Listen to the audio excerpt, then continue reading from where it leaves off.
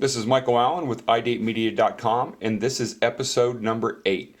In this episode, I'm going to talk about search engine optimization and what you need to do in order to get your site listed onto the search engines and ranking well. Let's get into it. So everyone knows that Google leads the internet in terms of search, but you also need to think about there are other search engines out there like Bing and Yahoo. So while Google may dominate the search engine results, you need to be looking at Bing as well. Bing is the number 2 search engine. So when you think you're optimizing for Google, make sure you optimize for Bing. But in order to optimize, you have to do a few things with your dating site. One of which is you need to get listed in the Google Webmaster Tools. That means you need a Google account. It's free. Go ahead and sign up for Google and go ahead and get your site listed in the Google Webmaster Tools. You will need to confirm your website, and that's simply adding a meta tag snippet to your header or dropping a file in your root directory. Either one will confirm your account. This way Google knows that it's your account. Once you've got your Google Webmaster account confirmed, you'll need to add a sitemap. And that's going to be within the folder sitemap.xml, and you'll add that. Once you add that, you'll want to make sure that you get Google to index your site fairly quickly. There used to be a tool at the time that I'm recording this. There used to be a tool that allowed you to submit URLs. That tool has been blocked right now. Not sure what Google's doing with it, but the icon is still there for inspecting a URL, and that one in the past when you would add the URL to the inspection window, it would go out and crawl it and it would immediately index. And this was a great way to get any new pages that you've created on your dating site, get them indexed fairly quickly with Google. And in most cases it was done within just a few minutes, but this tool has been grayed out and blocked. There is no word from Google on that right now. So you want to make sure that you get your Google Webmaster Tool set up. You also want to link your Google Analytics to it. So if you don't have a Google Analytics account, go ahead and do that. Now, there's a lot of talk on the internet about why you should use Google Analytics and why you shouldn't. If you do a search for Google Analytics alternatives, you'll find some out there. Most are paid, but free is what you want right now, especially when you're starting a brand new dating site. So go ahead and get your Google Analytics account set up. It's free on your Google account, and you can link them. You can link it to your Google Webmaster Tools. That way, they kind of talk to each other, and you can go back to your Google Analytics and see specific keywords that people are searching for on Google to find you. If you don't link them, you're not going to see those organic keywords coming in. So make sure you get that done. But don't forget about Bing. Bing has the same thing. It's not exactly sure what it's called, but it's the Bing Webmaster Tools. It operates the same way. You add your URL, you add your sitemap, you verify your site. But the difference between Bing and Google right now is that you can add URLs to Bing's crawl. Like I said earlier, Google has blocked that.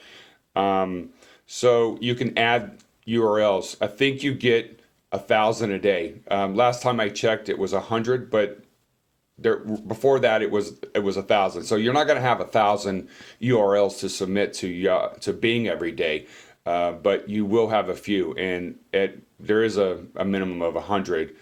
I shouldn't say a minimum. You can put any number that you like, but I think their max was 100 at one point. So it seems to change periodically, but the last time I checked it showed 1,000. So it doesn't matter. Get them submitted in there, and you'll be indexed on Bing. Now, Bing operates their search engine quite differently than Google. Optimizing for Google in the past was fairly easy by doing some keyword algorithms on your posts. For example, 10 years ago, you could do a post with your main keyword a couple times in each paragraph, maxing out at about 4 or 5 paragraphs. Anything more than that was considered what they called keyword stuffing. So you don't want to do that. But Bing still looks at that. So even though Bing only has a certain percentage of the search engine market share, you can definitely be listed on Bing because people still use Bing. For example, I wrote a post about prepper singles, and this was when this pandemic started, you saw an uptick in prepper type sites. People were starting to go out and buy bulk and make sure they've got water on hand and generators and things like that. So you saw an uptick in things dealing with prepper. So I wrote a post about prepper singles, how during a pandemic of this nature that creating a prepper style dating site would be a good idea. There's not a lot of them out there. And to kind of prove this point, I wrote this post and I'm ranked number 11 on Bing. That's page 2, position 11, which is the top position on page 2 of Bing result. So that keyword and that post generated roughly 100 unique organic visitors a month looking for prepper singles. So you can, and this happened within about 30 days. So you can optimize for Bing and start to generate traffic to that post fairly quickly. Now, like I said, Google's a different beast these days. Google, they seem to change their algorithm a lot, and no one fully understands the algorithm. This is by design. So there are people that will tell you, okay, well, you've got to focus on link building, you've got to focus on being authoritative, you've got to focus on creating content. So all of this is true. What I found with Google is that the more content that you put on the page and the more images that you embed in that page or post, you're going to get a lot more traction than someone who created a post of the same length that didn't include any images. Now, I can't be 100% sure on this, but from the tests that I've done with iDateMedia, I've seen something like this.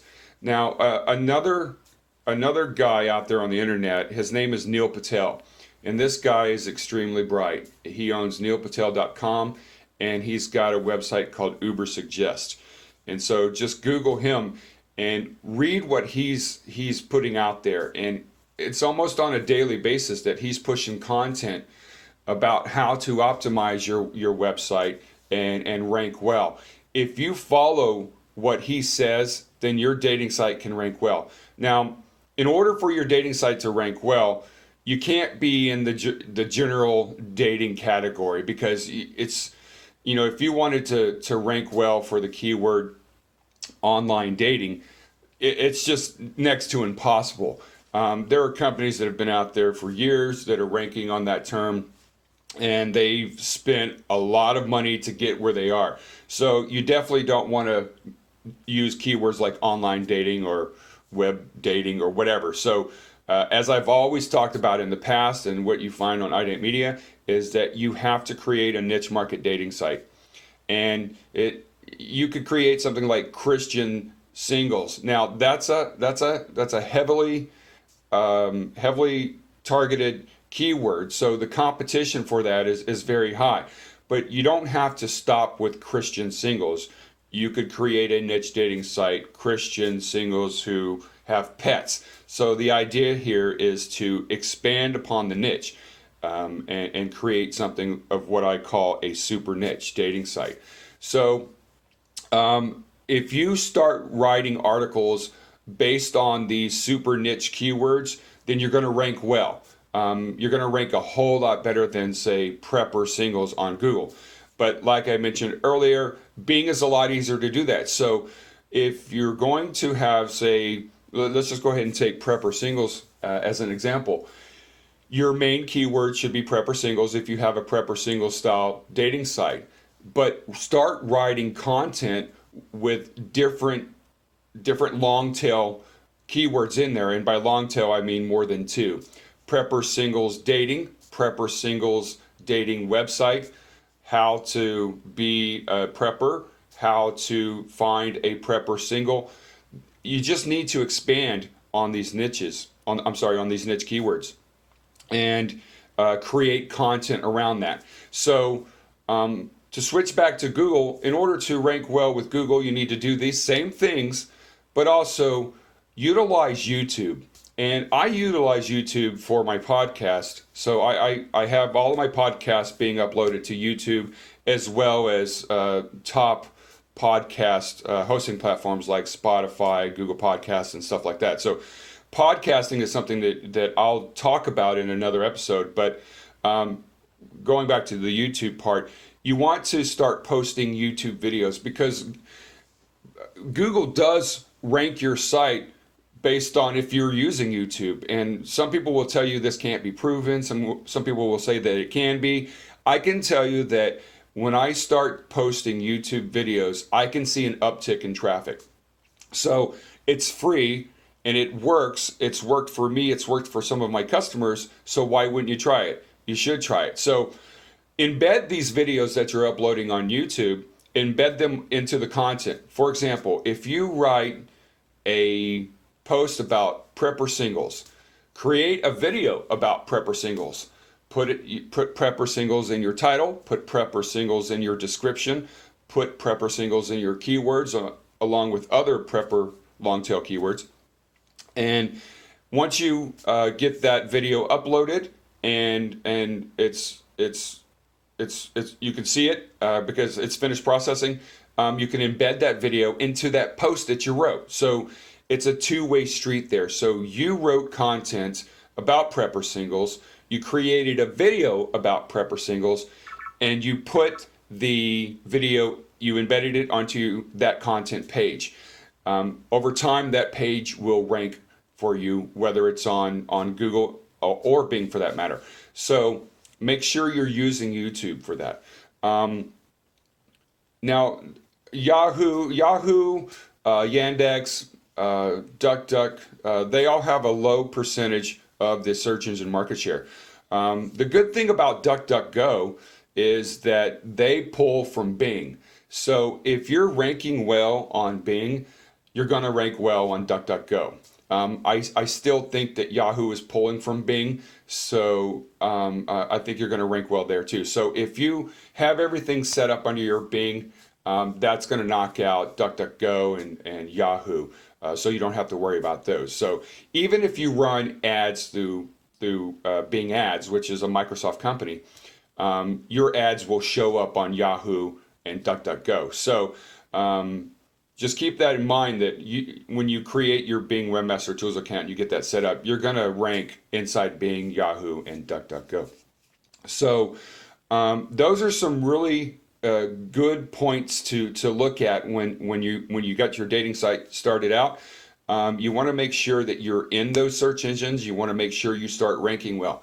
So another component of search engine optimization is how many people link to your page. So Google seems to think that, and it's not a bad thought, is that if other people like your post, talk about your post, and link to it, that's going to give you a leg up on say a competitor. So you want to create the best content that you can. You want people talking about that. You want to get to the point where you're the authority. If you're the authority on, say, prepper singles, then you're going to rank extremely well within Google. So push great content. If you have trouble creating great content, just go out and look at, if there's a competitor, look and see what they're doing. So, it doesn't take a rocket scientist to figure out that if your competitors are writing this, take it and make it better. That's kind of what being an entrepreneur is. You take something, you find something wrong with it, and you make it better. So do that. Go out, look at what your competition is doing, and do something better, and you'll rank better for it. But always be evolving. And as I mentioned earlier, Neil Patel is a great source for learning about all of this.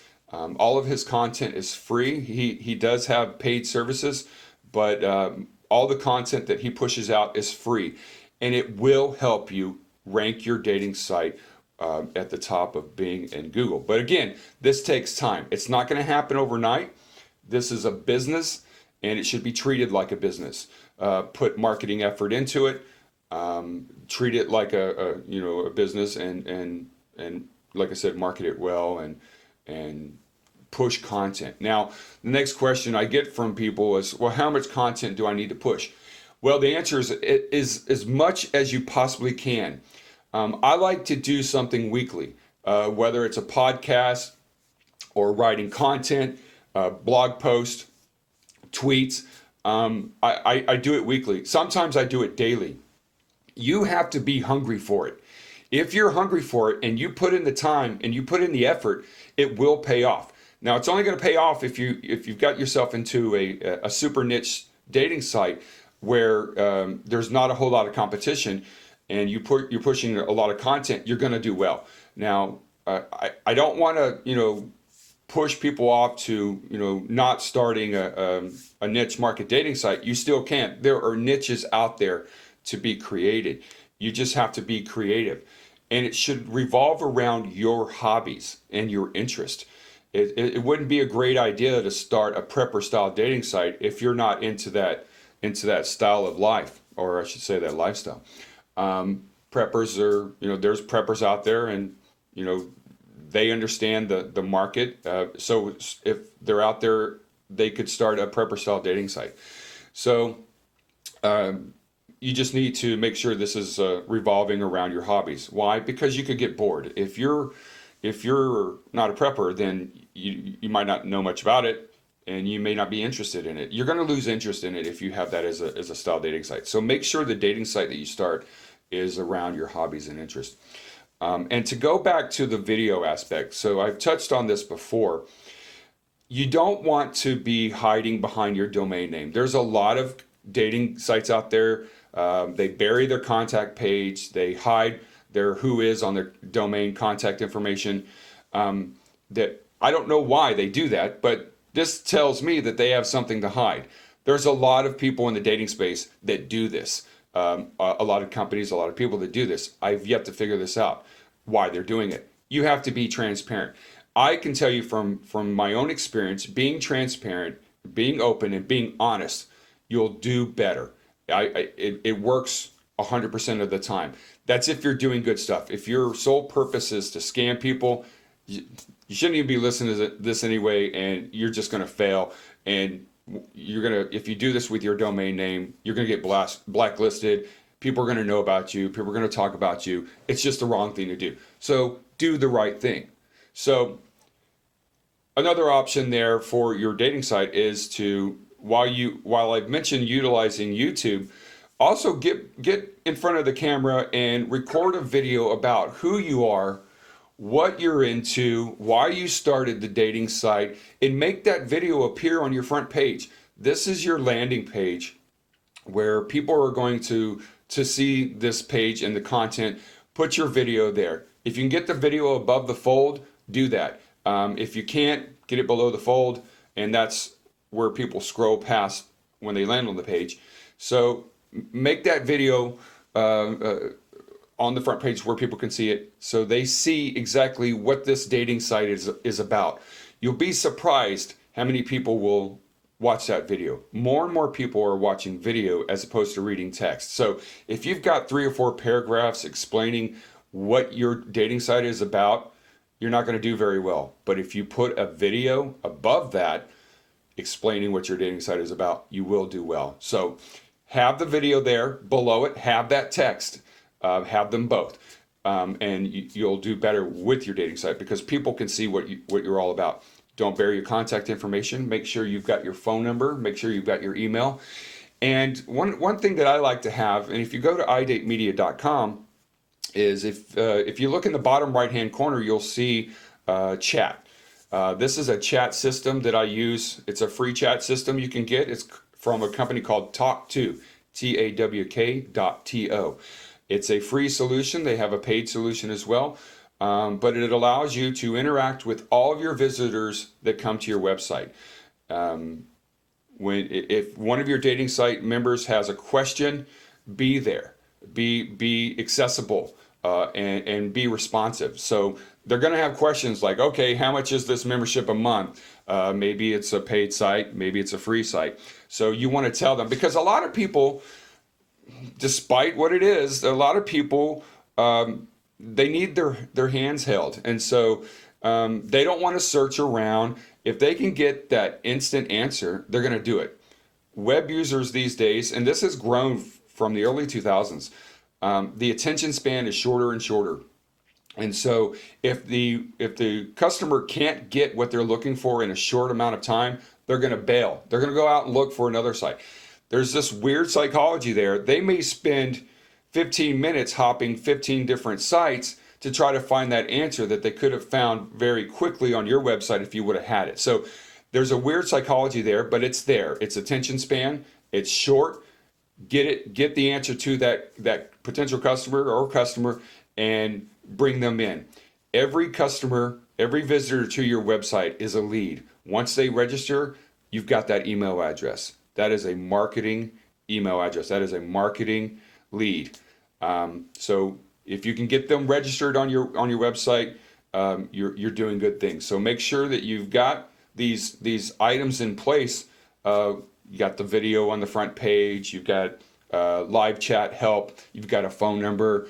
You've got your Google Webmaster Tools set up. You've got your Bing Webmaster Tools set up. You're writing content, and you've got a super niche. If you do these things and you do them daily or weekly, try to do them weekly, if not daily, it will pay off. There are millions and millions and millions of singles out there just looking for niche market dating sites. Yes, there's millions of people looking for generic dating sites like Match, eHarmony, but they're looking for something that they want. Maybe they're into prepper style stuff. Maybe they're into wine or beer or motorcycles or hiking or camping or whatever it is. They don't want to be on a dating site where they have to go and filter through thousands of people to get to the people that they want to connect with. If you're a niche dating site and you're out there in the Google and Bing search results, they're going to find you.